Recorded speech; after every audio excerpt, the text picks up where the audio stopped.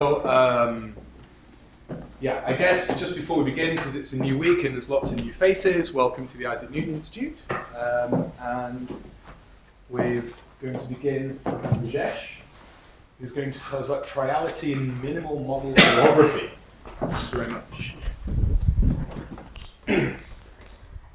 Thanks, David, and to the other absentee organizers for the invitation and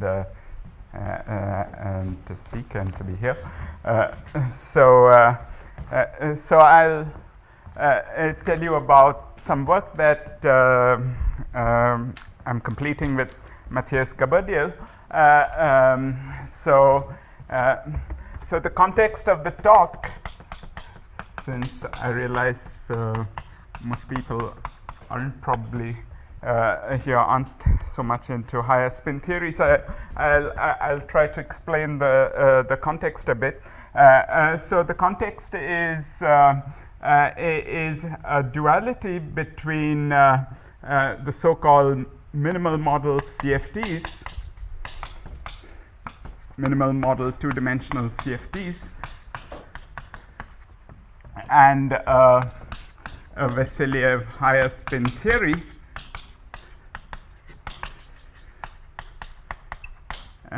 on ADS3. To be a little more specific, the minimal model CFTs are the so-called WN minimal model CFTs. They are essentially based on the standard coset construction in two-dimensional CFTs, in which you consider a G mod H theory in which the G is product of SUN Weizmann-Witten theories at level k and 1, and you mod out by the diagonal SUN at level k plus 1. So this is a class of two-dimensional CFTs which have a lot of interesting properties. In particular, the n equal to 2 case are the usual Virasoro discrete models, which all of you are familiar with. It starts off with the Ising model and various other statistical mechanical models at criticalities. But we'll be looking at these theories in a 't-Hooft-like limit in which n and k go to infinity, keeping the combination which plays the role of a 't-Hooft-like coupling fixed. So we'll be looking at these theories in this limit, though I'll say things about the finite n theory as we go along, but in the standard sort of ADS CFT manner, we start off with the classical description and then look at finite n corrections. These have the central charges of this theory have a specific form. It's something like n minus 1 into 1 minus n into n plus 1 by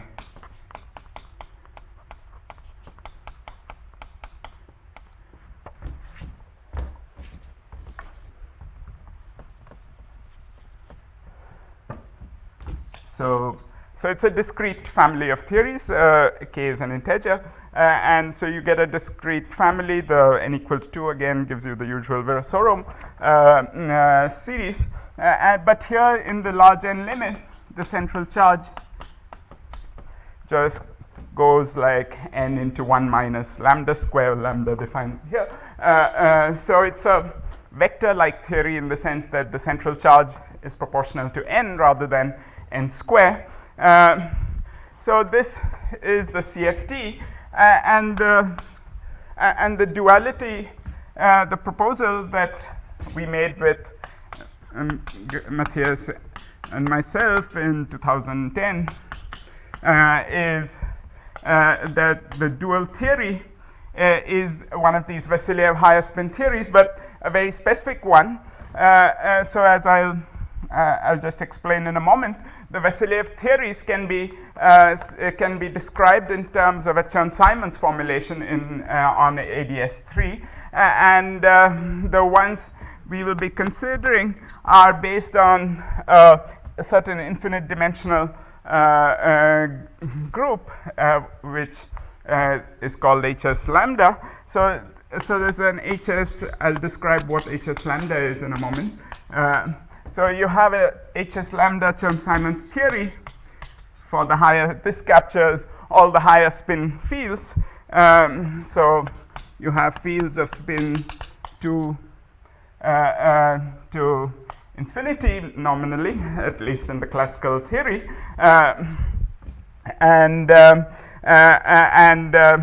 but together with some scalars. And the Vasiliev theory in 3 dimensions, unlike in higher dimensions, allows you to have a tower of higher spin fields with the option of having or not having scalars coupled to them, scalars and fermions if you're interested. So in this particular case, we will have scalars, but their masses are fixed once you fix the theory. So the theory is labeled by a parameter, well, I should call it mu, but I wrote it as lambda because that's what we will identify with the parameter here. So I'll explain in a moment what this gauge group labeled by a parameter lambda is. But for this particular parameter family of Vasilyevs, the scalars have also a fixed mass, which is this, and if lambda is between 0 and 1, these are sort of in the allowed Brighton-Lohner-Friedman window. So this is something. So this is a well-defined classical theory whose equations can be written down fairly explicitly. Without the scalars, it's fairly simple. It's actually those following from Chern-Simons theory. With the scalars, it's a little bit more complicated.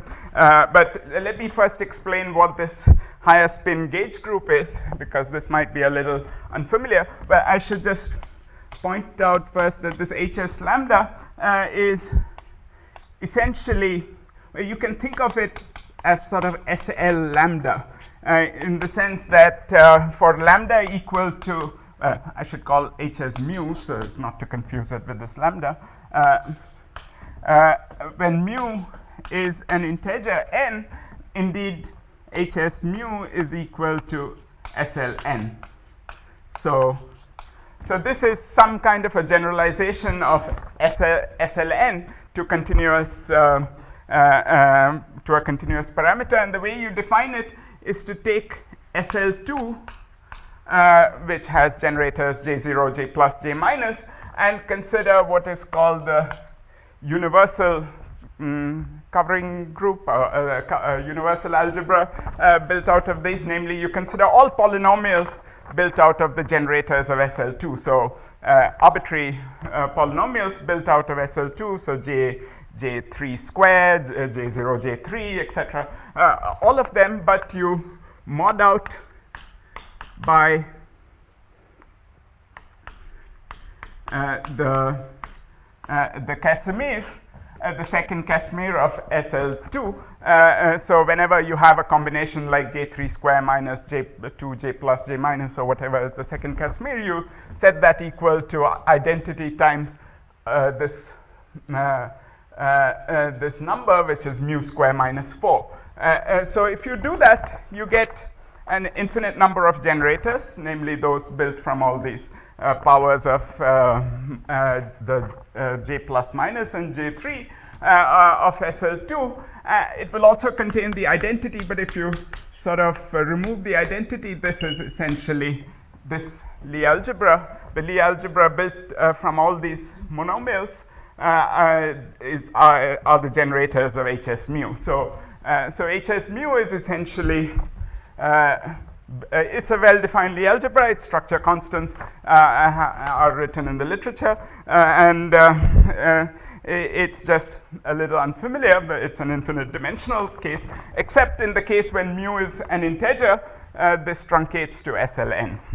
So you can show that there's a sort of an ideal which you can mod out by, and it really becomes SLN. Sorry, this should have been 4. So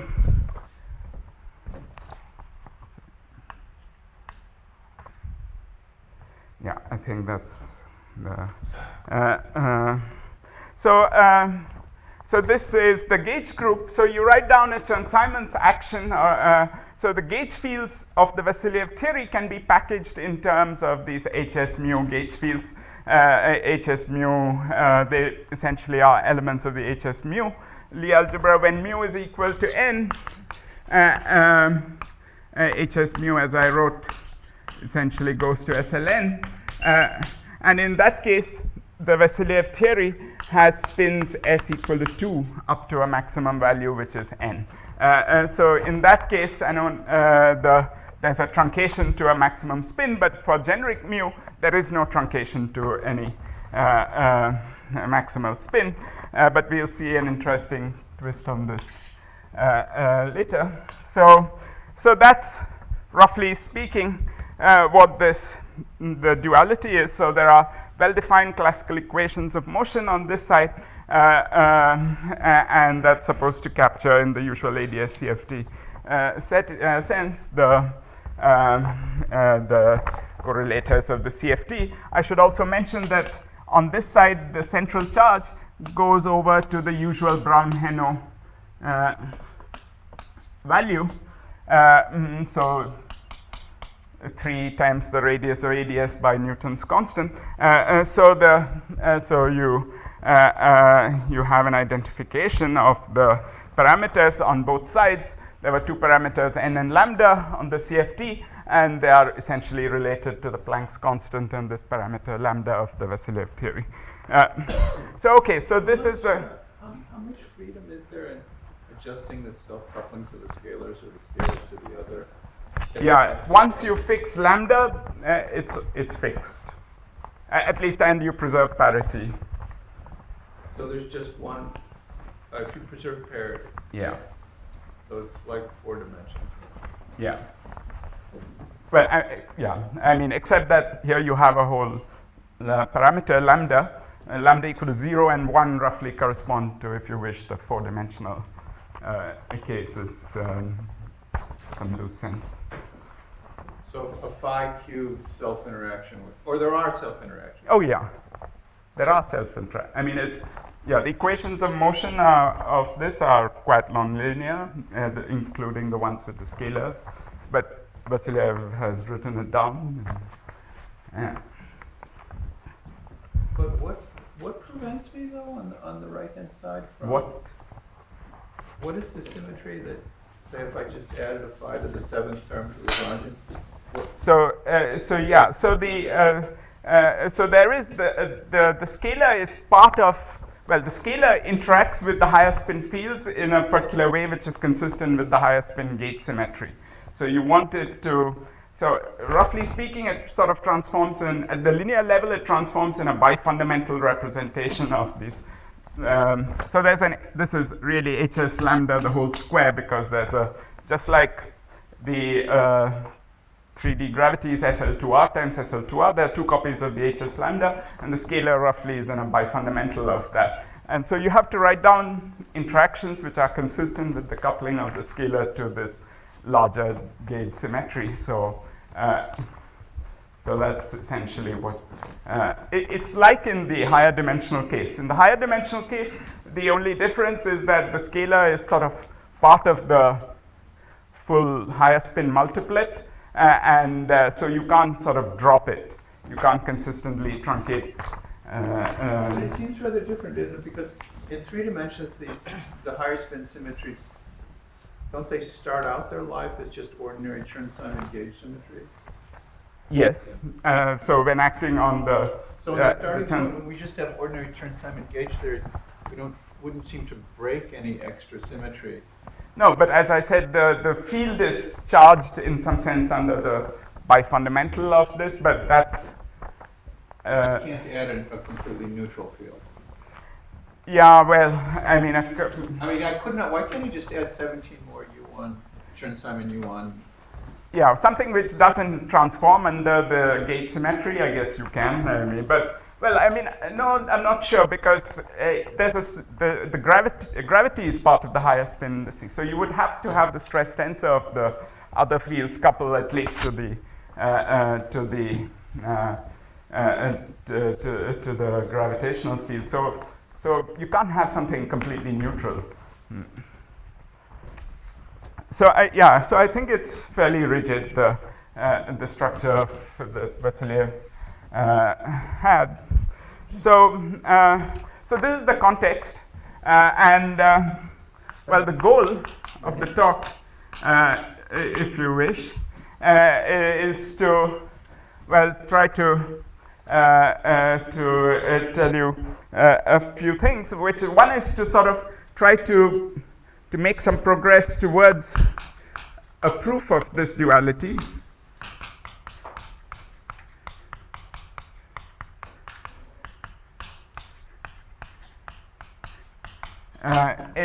Sort of a la Maldacena and Zhibodev, who argued in the analogous case in 2+1 dimensional CFTs and 4-dimensional ADS, that the higher spin symmetries were so constraining that if there was a holographic dual to the higher spin theory, it would have to be a free boson or a free fermion theory.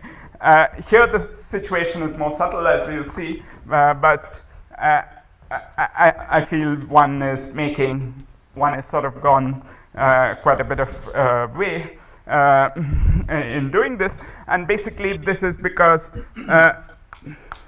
so that's the other goal, which is to understand the symmetries underlying this duality. And this is very subtle because it's not the highest. This HS mu, which I sort of roughly sketch for you, is not quite the symmetry of the quantum theory. In the first place, it's extended like in the case. So you're all familiar with the case of 2+1 dimensional gravity, where effectively you have just the s equal to 2 case. So it's just SL2. So in that case, you know that the actual asymptotic symmetry is the Virasoro symmetry from the Brown-Hainaut construction. So the symmetry is firstly enlarged. The similar thing happens here. The HS mu goes to a larger infinite dimension. I mean, this is already infinite dimensional, but it goes to a larger infinite dimensional symmetry, which is I'll call which is being called the W infinity symmetry with parameter mu, the same parameter, and I'll tell you a little bit about that shortly. But as we will see, the Brown-Hainaut analysis is a classical analysis, and it gives you a classical algebra. And this algebra itself gets deformed at the quantum level, and you'll have something, if you wish, the quantum W infinity algebra. So one of the goals will be to try to explain that to you, and why. And this is important in this because there's a sort of a small puzzle if you actually try to match these theories in the first place, which is that the symmetries are not manifest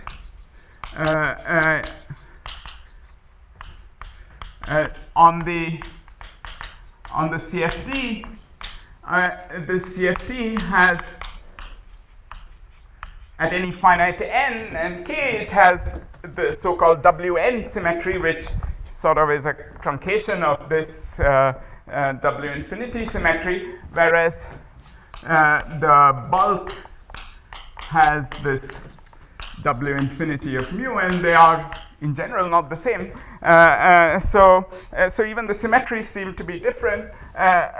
So they're not manifestly the same. But the point is that due to this deformation of the algebra, so the equivalence is at the quantum level. So at the classical level, in some sense, at least the classical symmetries here are not manifestly the same as those of the CFT, but the equivalence happens at the quantum level due to a triality which which essentially tells you that the quantum W infinity algebra at generically 3 different values of mu, of this parameter mu, are actually the same, and this triality will sort of have very non-trivial consequences for this, and in particular it will lead to a sort of a clarification of the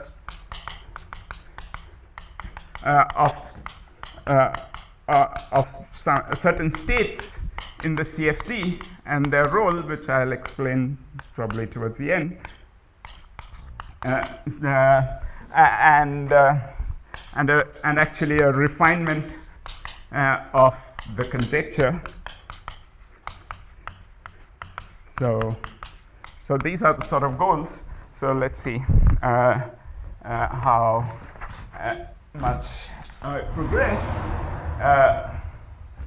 So any questions? Okay, so basically, so the basic focus will be this symmetry algebra, so I told you a little bit about this HS mu algebra. Let me say a little bit about this W infinity of mu algebra. It's a sort of a universal family of these W algebras.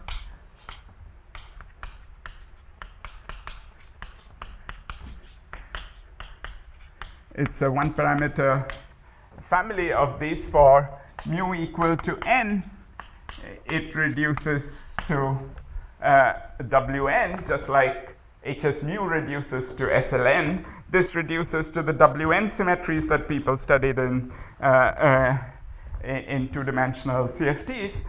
So basically, like in that case, there are currents.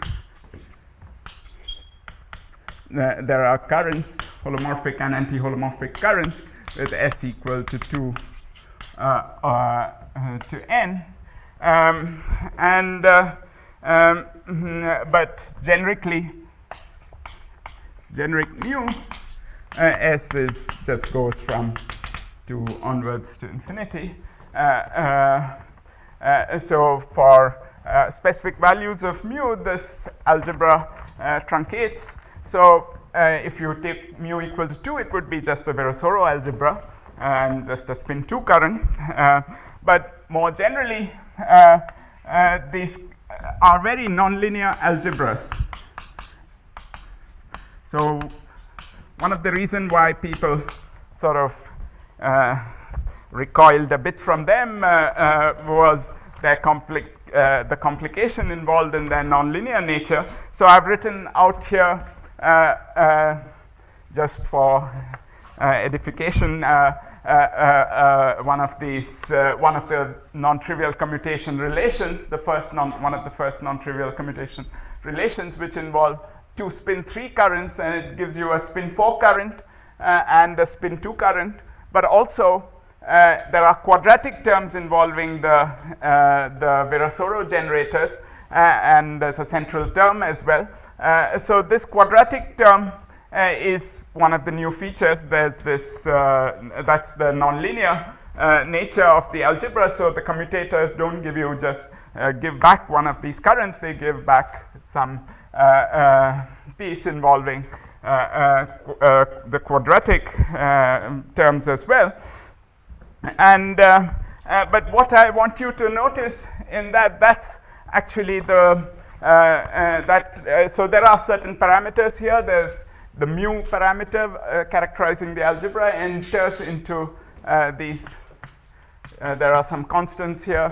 There's n3, and there's a constant here x. These are all they are just constants. So there are some constants entering the algebra which depend on mu and the central charge, but this is actually the full answer. But what I want you to notice is that there is this algebra here you can consider it in the large C limit. In the limit of large central charge, it's what is called the classical W infinity algebra. So for large C, you get the classical W infinity algebra, which has terms whose commutators are almost what are given over here, except that because you take large C, these terms that are here in blue don't appear. But this was a finite shift in C plus 22 by 5. And here there's a piece that comes from the normal ordering. So here these are normal ordered pieces in L. In the classical theory, you would just get products of currents, whereas in the quantum theory, you'd have to be careful about the normal ordering, and you would get some non-trivial additive pieces over here. So the classical algebra is different. Excuse me. So yeah. Can't you just give a name to the quadratic pieces and add it to the algebra and see that process? I mean, if you take the Virasoro and the Kac-Moody current, Yes. you would also think that from the point of view of the Kac-Moody current, it looks quadratic. But then we give a name to the quadratic pieces. We call them Virasoros, and then it looks like a linear algebra. Yeah, I guess you could do that, but at the expense of adding sort of. I mean, the Kac-Moody construction makes sense in the context of a given theory, in the sense that there's a Sugawara theory for the Weismann-Witten Lagrangian. So so in a certain context, the stress tensor is indeed quadratic in the currents. But if you're looking at the algebra in general, then I mean, so maybe it's in a given realization of the algebra, you might be able to find might be more natural to do that. But more generally, I think I'm not sure it helps.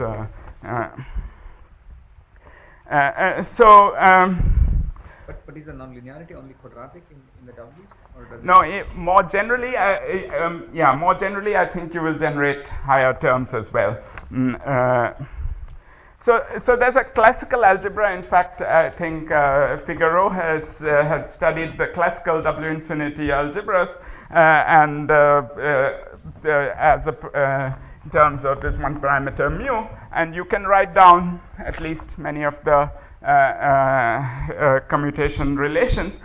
But the point is that there are quantum deformation. There is a quantum deformation of this algebra, and that's important for the story because so where does this W infinity of mu enter our story? So it was shown by Heno and Ray and Campoleoni et al. The Potsdam group of Stefan Theissen, Campoleoni, and others, and later by Gaberdiel and Tom Hartman, that a Brown-Heno analysis of this theory gives you so the Brown-Heno analysis.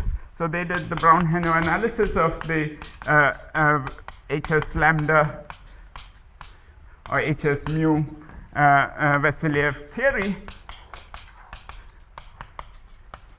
and this gives the classical W infinity of mu algebra. This was first done for specific values of mu by these two groups, but more generally by them. But it's a Brown-Heno analysis, so you look at Poisson brackets of generators of asymptotic symmetry, so you get a classical algebra which is valid for large central charge. So you don't see all these additional pieces of the algebra, so that was so on the bulk side, at the classical level, it would seem you have this W infinity of the classical W infinity of mu algebra, but on the bulk, on the CFT side, in general, you're looking at a family of these Wn theories. So like I said up there, the CFT has Wn symmetry, at least you're taking a large n limit of these Wn symmetries, which correspond to taking mu equal to n. Whereas in the bulk, if you want to make this identification of the parameter lambda with the CFT, lambda is between 0 and 1. This parameter is between 0 and 1. So the symmetries apparently seem to be different on one side. So the bulk has W infinity of lambda, at least at the classical level, W infinity of lambda, whereas the CFT has Wn, which is really W infinity with mu equal to n, and you're taking this limit. So even the symmetries seem quite different, so it's quite mysterious why these two can even agree, and that has to do with the structure of the quantum algebra. So even though these deformations seem to be sort of small deformations, they are actually very important, and the way you get these additional terms is by taking the classical algebra and doing the commutators now, and demanding consistency with the Jacobi identities. Those fix all these additional terms for you,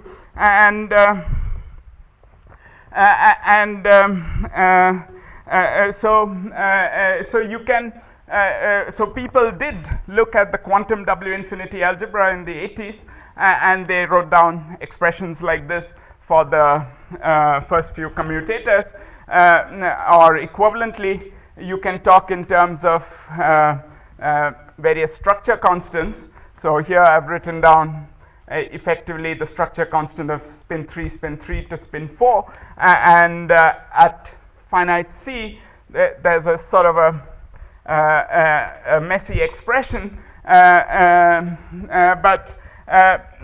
so what will be crucial for the following is that the quantum algebra, so let me make the statement first. The quantum W infinity algebra is specified by just two parameters.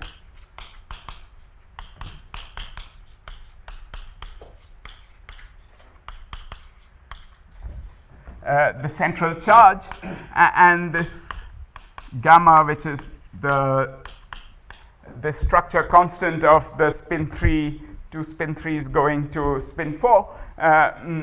So this, by the way, this piece is essentially related to N3, and so if you rescale your fields properly, it would appear in the spin 3, spin 4 piece. So this is really the piece that appears in the OPE of W3 with W4. The claim is that the quantum algebra is completely specified once I specify the central charge and this particular piece of your OPE, and all other structure constants. So now there are an infinite number of other structure constants corresponding to all the higher spin fields. Everything is determined in terms of the C and gamma. This is not completely obvious. In fact, I've just written down here various messy expressions from the 80s where people looked at various other structure constants and wrote them out in terms of this parameter C and mu. And they get more and more horrendous. So this was these were various groups in the 80s who had computed these things. But if you actually write it in terms of C and gamma, they are relatively simpler. And this is significant because the parameter mu is not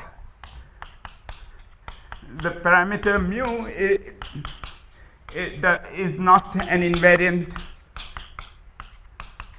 characterization of the algebra,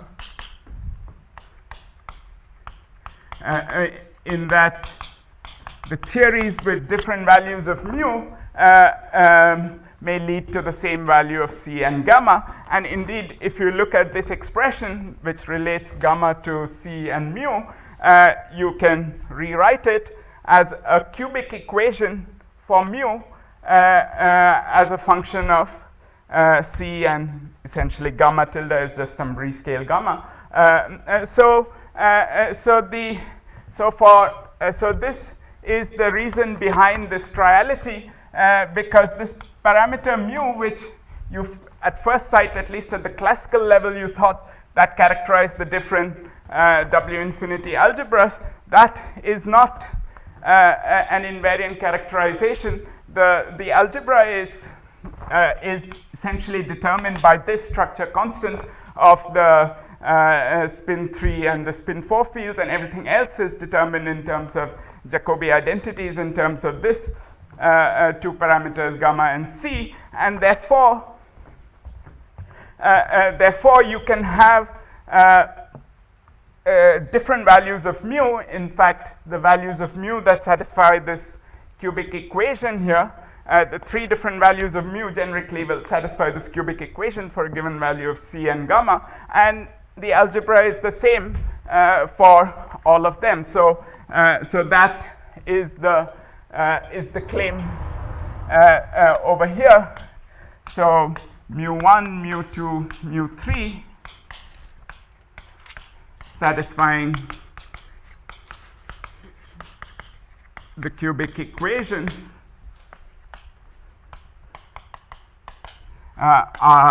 correspond to equivalent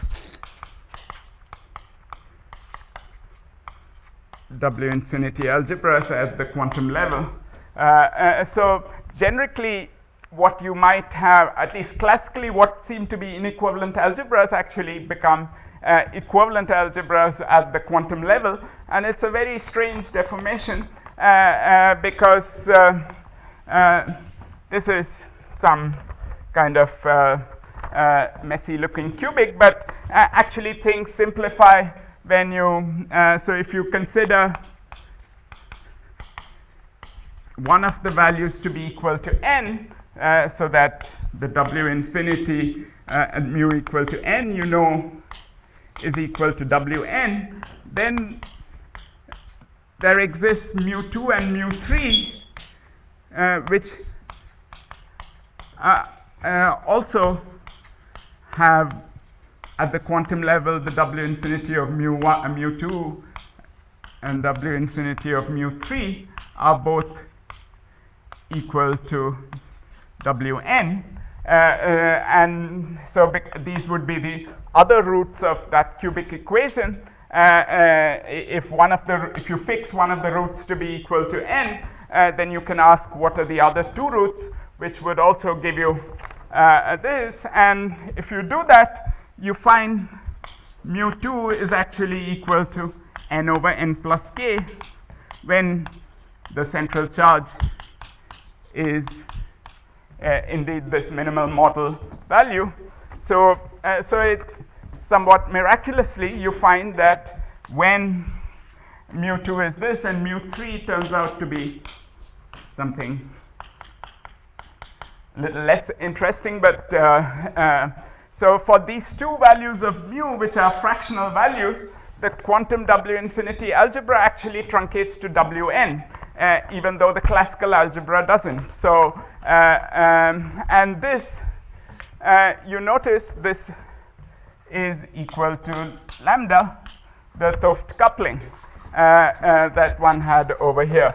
So so the upshot is that though at the classical level the symmetries are very different between the Vasiliev higher spin theory, because the classical level it has this classical W infinity of lambda algebra with so the HS lambda theory has W infinity of lambda, where lambda is between 0 and 1, so it's not obviously any kind of Wn theory. But at the quantum level, the algebra is actually Wn, precisely because the algebra has this triality which allows for a non-perturbative truncation of the fields of the symmetry generators to Wn. So that's one of the that explains the equivalence of the algebra on both the bulk and the boundary, which of course you need for things to match. Yeah. You didn't say anything about gamma. What are the constraints on gamma? Gamma is just, it could be any parameter. I mean, it's a real parameter, but You would probably need it to be something specific for this to work, right? I mean, yeah. So when you put mu equal to n, then gamma is determined as a function of n and c, because you're saying that mu equal to n is one root of this equation. So you get gamma as a function of, so this implies gamma is some function of n and c. Now you put, you look at the other two roots of that equation, and you put c equal to the minimal model values. You parameterize it by c equal to this, c equal to n and k. So you know gamma, you know c, you can find the other two roots, and you find they are indeed this. Self-consistency might require that your coset theory has that value of the structure constant. Right? I mean, Of the structure constant, yeah. So that's that in some sense is fixed by the W symmetry, but yeah, the fact that it has W symmetry implies that. Yeah. So was there some a priori intuitive reason there should have been three? Yeah, you can sort of. Yeah, I don't want to go into that. It's a little, at least. Yeah, this is a negative value, and in the 't Hooft limit, actually, this is just lambda, and this is minus lambda. So there is a lambda to minus lambda kind of symmetry, which was a sort of a trivial symmetry that was present. But you see over here, Hs mu has a mu to minus mu symmetry. So there's a bit of a trivial symmetry there, but the other one is a sort of a non-trivial one. So which at the classical level, what you find is that there's only this symmetry between mu to minus mu, and the third root, if you wish, goes to infinity. So it's only the quantum deformed algebra which has this equivalence. Yeah. Any other questions? Okay. So the upshot, as I said, is that the symmetries match. Symmetries due to this quantum equivalence.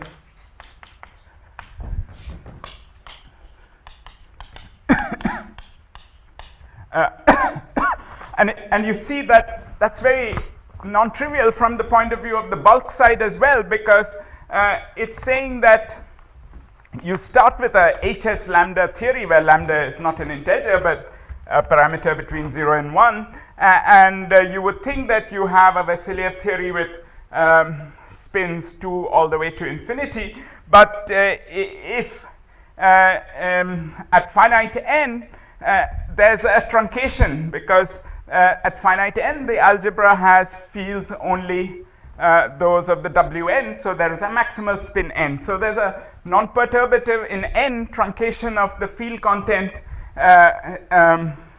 that you would have. So the quantization of this Vasiliev theory would have a non-perturbative truncation, a bit like the what we saw in De Sitter CFT the other day. So that the spectrum is sort of cut off, but it's something you would never see in a 1/n expansion. It's a bit like the string exclusion principle in this context, and again, it's because of this the properties of this algebra. So now what I want to tell you is, so I've sort of told you about this equivalence, but I want to explain now how this clarifies various things about this duality,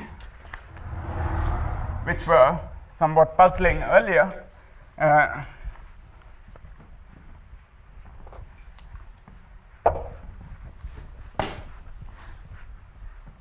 So in the CFT, so once you argue for the equivalence of the algebras, the representations of the algebras are also,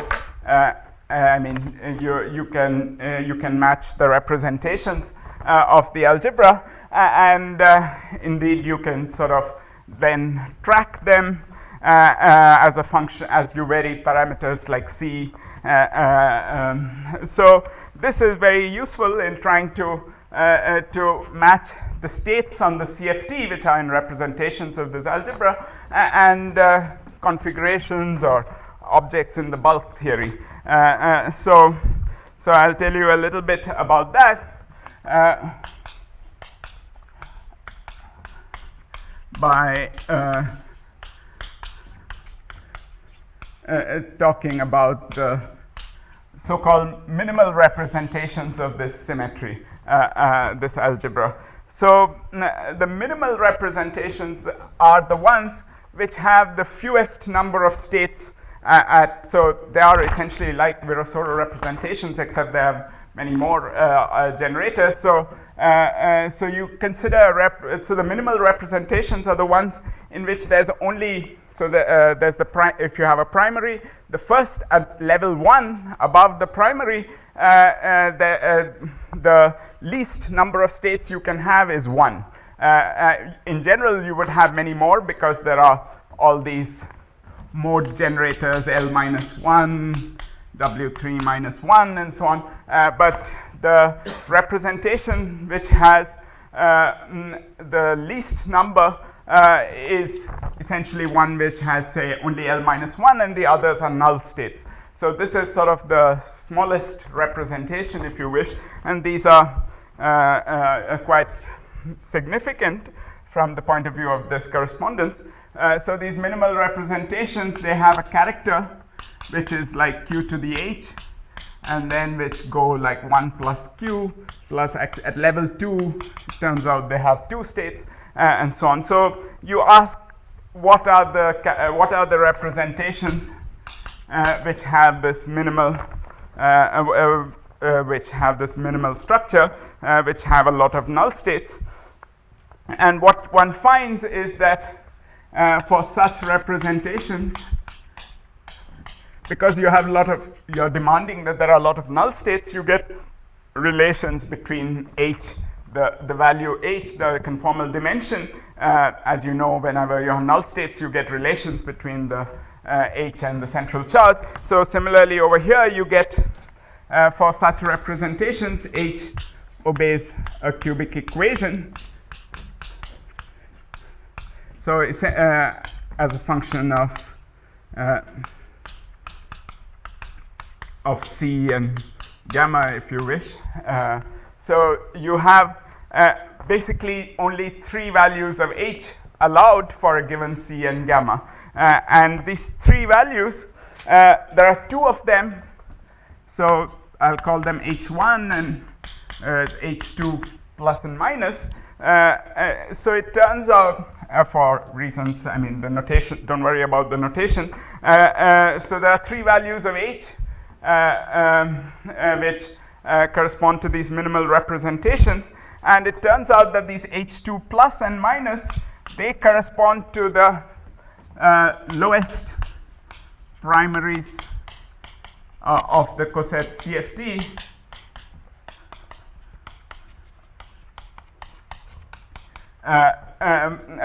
Which can be labeled in terms of 2 representations of the SUN theories, namely, so generally the primaries in the coset CFT are labeled by you can label them by representations, 2 representations, one of the SUN level k and one of the SUN level k plus 1, and the lowest primaries have this h plus minus equal to half. Well, in the Toft limit, they have dimensions half plus or minus lambda, so the 0f and f0 are these 2 lowest primaries. In fact, they were the ones which were identified these dimensions are indeed the dimensions which correspond to scalars of this mass. But the interesting thing over here that one finds now that one understands the symmetry better is that the two don't appear on the same footing. So there are these two representations which have dimensions 1/2 plus or minus. So these correspond to, so these are the same as these. So H plus is a representation of W infinity of lambda, which is inherited from a representation of Hs lambda from a higher spin representation of the higher spin gauge group. But H minus is not inherited from Hs lambda. It's a representation of W infinity, the quantum W infinity, but it's not inherited, it doesn't arise as a representation of Hs lambda. So in some sense, the representations of W infinity of lambda, the Hs lambda actually is not a subalgebra of this W infinity of lambda. So it's not that you have to. It's not that representations have to be representations of the classical higher spin group. So this, in fact, indicates that one should only view this object, the scalar corresponding to H plus, as a perturbative excitation. So this is a perturbative excitation of the higher spin theory, of the Vasiliev theory, because it's a representation of this higher spin symmetry, whereas this is a non-perturbative excitation. So it's a state in the theory, but it's not one of the simple perturbative states. The perturbative states would be ones which would be in representations of Hs lambda, just like perturbative gravitons in ADS3 are representations of SL2R or Virasoro. But here the situation is somewhat different. So whereas previously we had identified both these states as corresponding to scalars with the same mass, both these dimensions have the same mass, except that they correspond to opposite quantizations. The picture now appears to be that one of them is a non-perturbative state, and the other one is the only one which should be considered as a perturbative excitation. And what are these non-perturbative excitations? These one can show again by tracking the representations. These correspond to conical defect solutions in the higher spin theory. So there are non-trivial classical solutions of this Chern-Simons theory, which correspond from a geometrical point of view, which seem to have a conical defect singularity, but they're actually smooth configurations from the point of view of the full higher spin symmetry, which is one of the remarkable things about higher spin symmetry, that you can have singular looking configurations in gravity, but they are resolved, if you wish, in the because of the presence of the higher spin gauge symmetry, which mixes up things in the which mixes up diffeomorphism invariance with all the higher spin gauge symmetries. So there are a class of conical defect solutions which are actually smooth solutions of the underlying Chern-Simons theory. And in a previous paper with Alejandra Castro, Michael Gutperl, Joris Reimakas, we had identified a large family of these solutions, and you can match their quantum numbers exactly with these non-perturbative excitations, or actually, strictly speaking, it's related to the state. There's a state that you can get by sort of taking the tensor product of these two states. That is what corresponds to the conical defect solution, and this other state 0f. So this f0 is the perturbative excitation, whereas the 0f and the ff are non-perturbative excitations. So these representations in the coset theory correspond to non-perturbative excitations in the higher spin theory. So you can see this quite explicitly by tracking the representations of the W infinity theory. As I said, you now you have exactly how to track things as you vary, for instance, the central charge, and so you can go to the semi-classical limit and compare with a semi-classical solution. So you can be very explicit now in your comparison. So what is this notation? This left and right? It's a left yeah. So these are the general primaries here are labeled by two representations, one belonging to this and the other belonging to this. So the 0 is the trivial and f is the fundamental representation. So so they are the sort of simplest primaries you can write down over there. Yeah. So this ff was what was one of these so-called light states, because in the Stoft limit it actually seems to have vanishing dimension, but one can match its quantum numbers actually for any finite n with those of these conical defect solutions that you find in the bulk. So I don't, without going into any technicalities about this, let me just summarize, give you the final picture from all this, if you have been lost a little bit in all the different symmetries and their deformations, etc. So the final picture about the duality is as follows. So there's this coset CFT, which is a well-defined CFT. So the coset CFT is modular invariant, unitary, all the good things you would want of a two-dimensional CFT. Seems to have a good large n limit, in the sense that correlation functions of various operators factorize nicely. So the coset CFT is very good. It's explicit. The puzzle was always how this is reflected in the bulk side. And this has, of course, the Wn symmetry. So here, so this is a quantum theory, and you know essentially everything about it. But the bulk side, we seem to start off with some very different looking object, which didn't even seem to have this Wn symmetry. But so what one sees is, so the final picture is the bulk side has a perturbative sector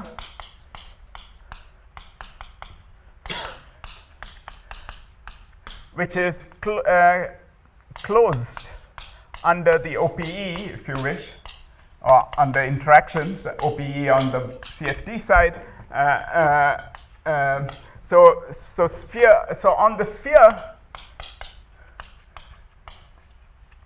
so if you take if you take this coset CFT, there is a sector of states in this coset CFT which is closed under OPE on the sphere. So this, I should strictly say, corresponds to some sector which is closed under the OPE on the sphere. These correspond to the states.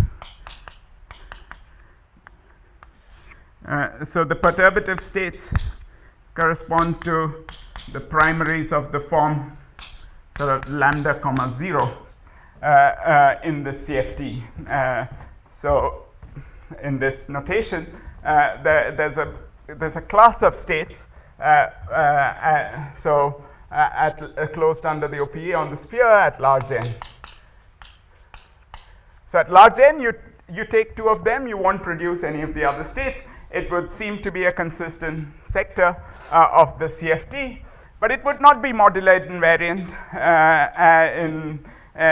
when you put it on the torus. So this perturbative sector is captured by the Vassiliev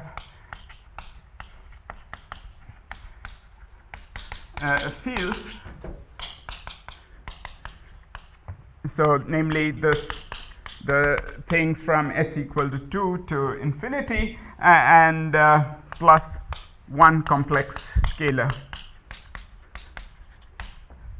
So this is a sector, and both sides there's a reflection of things on both sides. So this sector is dual to this. But then there's a non-perturbative sector of states which correspond to all the other primaries in the theory, and these are not representations of the higher spin symmetry, of the classical higher spin symmetry, but of the full quantum W infinity symmetry. And in fact, there's also this non-perturbative truncation. So there are new states as well as a truncation of the sort of old state. So if you wish, I was sort of cheating a little bit over here. Where at large n, this is true, but at finite n, there's a truncation to spins up to n, and then but there are a whole lot of other states. But the Vassiliev theory is smart enough to know about them, even though they are not they are not perturbative states. These additional states are non-trivial solutions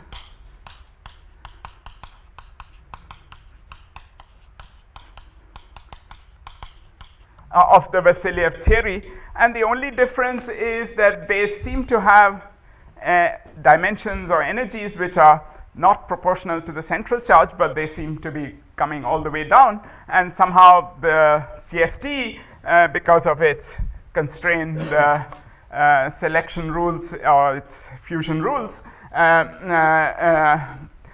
still maintains a sort of a separation between the perturbative and the non-perturbative states. So this seems to be the picture that one is led to by the symmetry considerations. And so let me just stop over here. And I think, well, to come back towards the point I first said about going towards a proof of this duality, like I said, the symmetry, this quantum symmetry is very constraining. And I think if one can iron out a few technicalities on the complete W infinity algebra and its representations, one should be able to match, one should be able to essentially argue that the WN, the spectrum of the WN theory has to be reflected on the holographically on the bulk side. So, but that's still not yet done, but I'm hopeful that one can do it. So let me stop over here.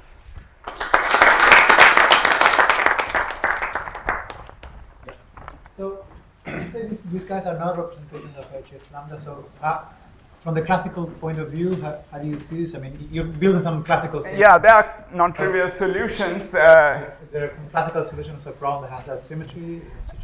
Yeah, I mean, of course, a non-trivial solution breaks the symmetry because so it's realized in some nonlinear way, and they're not representations that transform linearly under the HS lambda, but because these are not about the vacuum, they are Okay, okay. They are sort of non-trivial, different saddle points of the theory. So, I think I have two questions. One is, you said that the FF states are conical defects. yes. So they are like boundary gravitons, right? That's why you don't see them under. No, why do you say the boundary gravitons? I mean, there's states that where you act with your W infinity symmetry on the boundary theory. No, the FF states, no, they are they correspond to the scalar. I mean, to get an F0 or a 0F, you need to have a scalar excitation. The vacuum sector are generated by all these higher spin. This is all these modes which correspond to the higher spin Ws minus n. These are all in the vacuum sector. So because they're descendants of the vacuum. Of the vacuum, those correspond to the boundary gravitons. So, but I could have non-trivial configurations like the BTC black hole, right? Which also right. makes sense is a boundary state in this theory. When you say boundary state, you mean? I mean, it just how do you distinguish conical defects from in I mean, so the conical defects are ones which are primaries. I mean, they are non-trivial primaries. So they have so these are all accounted for in the vacuum primary, which starts with sort of 1 plus q plus so whereas these have some non-trivial h and h. So they are in general they're different primaries. I mean, from the CFT point of view, they are very different, and from the bulk point of view, they are different classical solutions. Yeah, like BTZ in some sense, but but one of your states 0F was coming from the scalar. From the Under the so this is more. So I would rather think of the 0F as some kind of bound state of the conical defect with a perturbative scalar. Yeah. So there are boundary gravitons, and then there are perturbative scalars, which are actually bulk propagating modes. So so in some sense, you have a conical defect, and then you have you can have bound states of that with the scalar. Okay. So on the left-hand side, you have this parameter lambda. Yes. And presumably there's 1 over n as well. Yeah, which is essentially because the central charge is n, proportional to n, and that's related to the Newton's constant in the usual way. So the right-hand side has lambda, and it has something else as well. there's a dimensionless parameter, which is the Newton's constant by Planck length, by ADS radius. So ADS radius in Planck units. The Vassiliev theory depends on that. So the quantum corrections would depend on that. At the classical level, G Newton is just this thing. But yeah, it's like in any usual.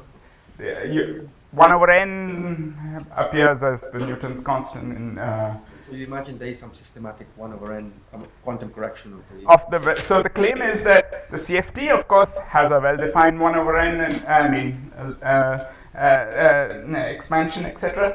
But the claim is that the quantization of this Vassiliev theory would involve not just these perturbative states, but also a lot of these other non-perturbative states.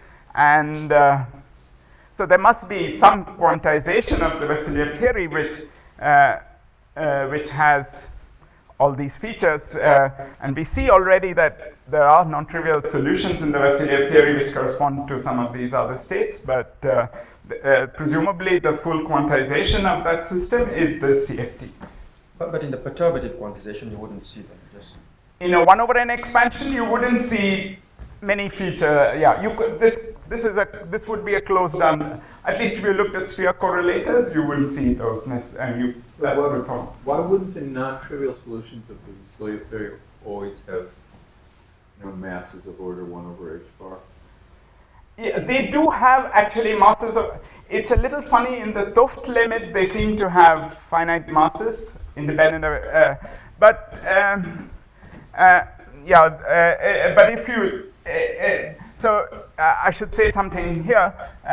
So you have the central charge equal to this. Those are the minimal models, and you can find. I mean, on the CFD you have various states over here, but you can also or representations of the. You can also look at the limit where the central charge becomes very large, and you keep n fixed in this whole process. And the Vasiliev theory corresponding to this is the SLN Vasiliev theory. So that's if you wish in the semi-classical regime. So in this semi-classical regime where you're considering an SLN Vasiliev theory with the central charge going to infinity, these non-trivial solutions indeed have H proportional to C. But when you take the 't Hooft limit, so here if you look at the states here, they are actually proportional to C, or actually they're conical surpluses, so they're minus C. But when you track these representations to the minimal model value, they fall, they are somehow finite. I don't understand the significance of this, but in some sense they are genuinely classical solutions, at least a place where you can construct them easily as classical solutions, namely these SLN theories. They do behave like with 1 over h bar as the thing, but somehow these representations, it's something to do with the scaling limit of classical solutions. We shouldn't include them in loop diagrams, right? in loop diagrams of the Vasiliev theory. Yeah, but now you're saying that at the end of the day you need to add this extra stuff on the bulk side of the Vasiliev theory, and now you do want to include them in loop diagrams, right? You imagine, though we never actually do such calculations, you're imagining that there's this is defining things on the bulk side in which you have Vasiliev plus non-perturbative sector, which you have decided to treat perturbatively and include in loop diagrams, right? Yeah, I mean, for the full consistency, you need to include, in the CFD side, yeah, they would correspond, they would be these things going around in intermediate channels. But in the bulk perturbation theory, do you have them in loop diagrams or not? Well, it depends on how seriously you take bulk perturbation theory. I mean, tree level is fine. I think the Vasiliev theory you take, but yeah, and then there's a canonical procedure for getting loop diagrams from tree diagrams, right? Yeah. Okay. I mean, we had this discussion also. I think I'm not sure that makes complete sense, because I think you are. You wouldn't. I'm not sure that the Vasiliev theory is the right object to quantize in the sense of. So then, what is the definition of the bulk side? On the bulk side, we have a duality. We have to have a definition of both sides. Right? Yeah. So at large n, there is a definition, the Vasiliev theory, but at finite n, I think it's. It's something which is in this W infinity symmetry algebra, which is the quantum symmetry algebra of the. So it's. I don't know what its definition is from some. We believe that if we take the Vasiliev action, and the tree diagrams are totally well defined, and we believe that with some fancy ghost gauge fixing procedure and so on, we could compute loop diagrams which. If we managed to find a regulator that preserved all the symmetries and so on, would agree with the 1 over n corrections. Well, I don't know. I mean, no one has done that. I don't think. No one has done that calculation, but it seems to be a well posed and well. There might be extra states there as well. I mean. Okay, maybe not. And if that turns out to be true, I'll be asking the same questions about that. But so far that does. There's no one has done that yet. There's no evidence that that's necessary. But so what is the? I mean, it doesn't mean very much to define the bulk theory by the boundary theory, right? No. You would like to go beyond that, but my feeling is that the bulk theory, whatever it is defined by its symmetry, because the symmetry is so large. So the bulk theory has this. Except that you've added stuff that doesn't transform under the symmetry. No, not the original HS lambda symmetry. That's just I mean this W infinity symmetry. The quantum because it's like the Brown-Hainaut construct. Once you have the Virasoro algebra, you know that whatever the bulk theory is, it must be something whose spectrum is organized in representations of the Virasoro algebra. And in this case, it's much bigger than the Virasoro and much more constraining because it's nonlinear. So even the interactions and not just the spectrum is constrained by the algebra. And therefore, I think there is a theory whose vertices, a bulk theory whose vertices and everything are determined just by the algebra, which reduces in the classical limit to this. But yeah, But I still think there are. Maybe we should postpone these discussions afterwards. Let's thank the speaker again.